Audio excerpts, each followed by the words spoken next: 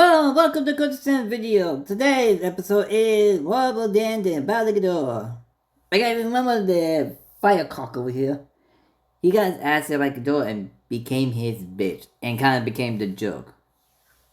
If you know Ghidorah, he is reckless as shit and will go after anyone just to get a little ego boosted. Now let's see what will happen if he didn't battle Ghidorah, shall we? To the video we go. What if one of the most dramatic episodes in the Monster vs. Saga went a little different and probably even more chaotic? On this episode of Goji Center, we explore how one audacious avian might have changed the lives of millions of people on the planet had he been a bit more aggressive and a few factors stacked up in their favor. As the old saying about the butterfly effect goes, an insect flapping its wings can change the course of a hurricane. So, how might fate change under the burning wings of this terrible titan? Time to find out what would happen if Rodan refused to bow. Let's set the stage to start things off. The monster we know as Rodan had been a staple of the Godzilla franchise since their first crossover in the 1960s, after Big Bird and Company starred in their own feature film a few years after Godzilla kicked off the genre. In their first outing, Ghidorah, the three-headed monster, Rodan, and Godzilla initially quarreled before following young Mothra's example and uniting their power against King Ghidorah. For the rest of the Showa era, Rodan allied with Godzilla and the other monsters of Earth several more times. In the Heisei saga, a new version of Rodan and Godzilla initially came to blows before Rodan chose to sacrifice themselves to give Godzilla the power needed to destroy his mechanical doppelganger. And in the monster mash that was Final Wars, mind-controlled Rodan was coerced into battling Godzilla alongside other former allies Anguirus and King Caesar, notably spared after getting knocked out. This was why this exact moment when Rodan submitted to King Ghidorah stood out so much. Things had to be dire for a monster infamously willing to throw down with Godzilla and then unite against even greater forces in past incarnations to be the one winding up bending the knee. So, is there a way for the volcanic menace to wind up standing against a titan like Ghidorah instead of bowing down? In a word, yes. And all it would take is just a few changes in how it all went down, whether by fate, luck, or just an unlucky slip-up from Ghidorah. Rodan infamously was the only titan other than Godzilla and Mothra to initially resist King Ghidorah, being willing to square up and battle the dragon multiple times his size in a one-on-one.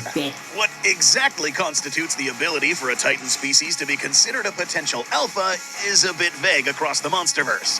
But considering Rodan is at least on par with titans like Camazotz, who can give confirmed potential alphas like Kong a hard time, it's possible the fire demon being capable of having that status too was one of the reasons he stood up to fighting King Ghidorah and was briefly even willing to battle Godzilla. And while Big Bird did go down, he was holding his own for a time against the three-headed terror. It took a prolonged, practically point-blank gravity beam assault to knock him out, with the current of the ocean carrying him further away after he crashed into it. Now, we don't know exactly what was going on with Rodan when he was off-screen during the battle between Godzilla and Ghidorah, but we can presume he was out of range when the oxygen destroyer went off and struck down the G-Man. Right here is where fate could have changed. Instead of getting a firm hold and forcing Rodan to eat a face full of gravitons, in this timeline, King Ghidorah only managed to get a hold of one wing with a looser grip on the other. This meant when he blasted Rodan, the force wrenched Rodan out of his hold and allowed him to roll with the impact. He still took a heavy blow, but getting blasted backwards without being held down dampened the impact. This means Rodan was able to recover from the onslaught a lot quicker, and even saw Godzilla engage Ghidorah. Rodan is cantankerous enough, they might just jump right back in themselves to re-engage. But with the fight getting dragged underwater, it might force them to break off. Past versions of Rodan, Showa, have dove into the water just fine, but we don't know how the legendary version, covered in volcanic rock and magma, would fare. Hovering over the battle, Rodan would notice the missile carrying the oxygen destroyer coming and have time to react. They have no idea what the payload is. In fact, just a few minutes earlier might have been Big Bird's first time ever seeing missiles. But they are smart enough to know that if the little ones from earlier stung, a big one like that is bound to hurt. Due caution would keep Rodan out of range when the oxygen destroyer goes off. But right afterwards is where it gets tricky.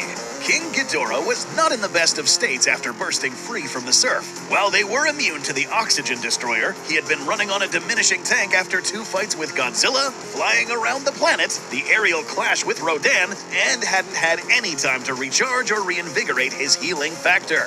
In the original timeline, Rodan woke up to Godzilla seemingly dead, King Ghidorah already having used his volcano to jumpstart his regeneration, and making an alpha call to declare his now uncontested dominion.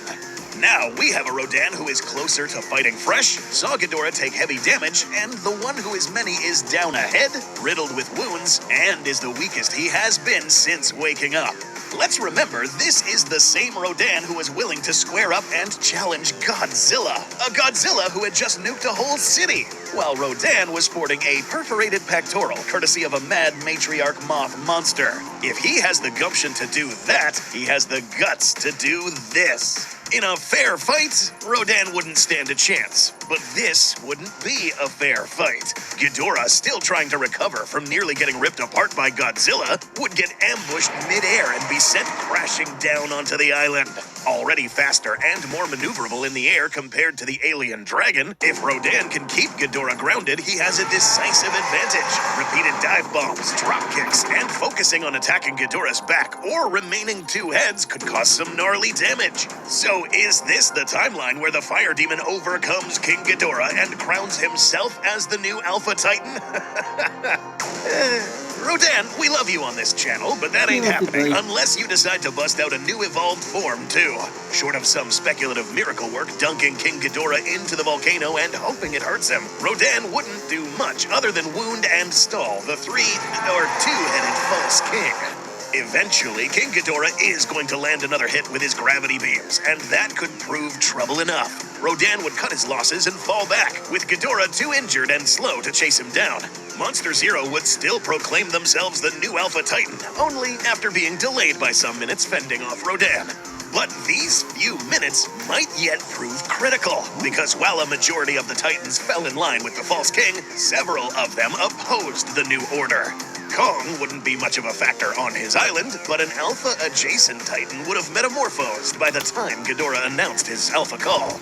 Mothra was already aware that Godzilla was still alive and communicating with him even in the G-Man's weakened state. The queen of the monsters is a diplomatic one. We've seen her strike alliances even with former foes of Godzilla, like what would happen in Egypt years later. And alongside her rallying human allies to help Godzilla, there now would be one cantankerous Titan who might just be angry enough to want to go round 3 with King Ghidorah. And with Godzilla revived thanks to Dr. Serizawa, Rodan would be able to put 2 and 2 together that they had a fighting chance now. With more reason to hate Ghidorah and seeing the original Alpha is still fighting fit, Rodan wouldn't be changing sides this time. King Ghidorah, meanwhile, would have still rampaged across the United States, only now without a high-speed right-hand man to lead the slaughter in the Battle of Washington, D.C. He can still get the job done more than handily enough on his own, with the G-Team and the military only able to stall him. But inevitably, Madison is going to pull the same stunt she did at Boston and get his attention. And when Godzilla comes ashore, he's coming with backup of both the human and Titanic variety. If this, Godzilla, Rodan, and Mothra all together against King Ghidorah, looks familiar, it should. This was something of an idea floated for a King of the Monsters production.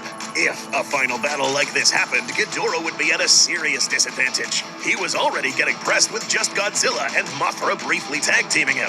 A 3-on-1 with the Toho trio jumping him is just too much. Ghidorah absolutely would try to summon the other Titans for backup, but none of the ones that answered the call or were close enough to get to Boston by daybreak could fly. Unless a Titan like Camazotz decides to break off their attack on the west coast to book it to Boston as fast as possible, the one who is many stands alone without any air support. Now, even if the Lord of Bats decided to help and could get there in time, a juiced-up Godzilla could keep King Ghidorah busy long enough for Mothra and Rodan to gang up on their aerial adversary, or for Rodan to run the 1v1 with Camazotz as Mothra helps Godzilla. Without his aerial ally occupied or disabled, Godzilla wouldn't be vulnerable to getting dragged into the atmosphere and dropped, even if Ghidorah manages to pull off the stunt he did with the power station. No Mothra sacrifice means no burning Godzilla. But between the three of them dismembering Ghidorah and burning what remains away between Godzilla's beam and Rodan's heat, the would-be conqueror from the stars would still meet their end. And who knows, maybe Rodan would get creative flying the carcass back to his volcano after all, if they decide putting what's left of King Ghidorah on ice again isn't an option. By fire and claw, and possibly having to battle more than one foe for his title of King of the Skies, a defiant Rodan gets a seat at the victor's table. But what if things went sideways in a different way? What if Rodan felt the need to even the playing field and sought a fiery evolution to bring their power to the next level and contest the crown themselves? Let us know in the comments below if you'd like to see some of that or other scenarios down the line. That was today's video on Goji Center. Now, I will be going over Ugov in a little bit, but I also have reviewed the Hyper War on the finale. If you've seen that one, that means we'll be getting 2 Hyper Phases against Indom 2.0.